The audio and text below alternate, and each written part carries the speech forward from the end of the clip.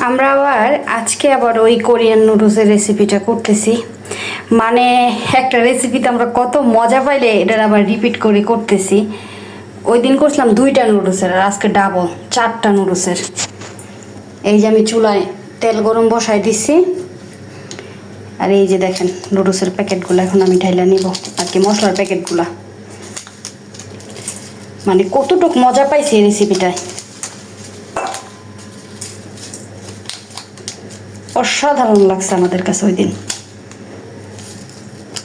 এই জন্য আজকে আবার রাতে বানায়া খাবো। গেছে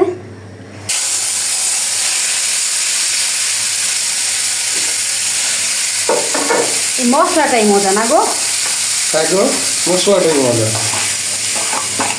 মশলাটার কামাল সব কিছু। আমরা আজকে অনেক বেশি নিছি না নুডলস। ওই দিন আমরা 2টা নুডলস খাইয়া এত মজা পাইছি, আজকে আমরা 4টা নুডলস নিছি। মানে আমরা কি পরিমাণ মজা পেয়ে গেছি রেসিপিটা।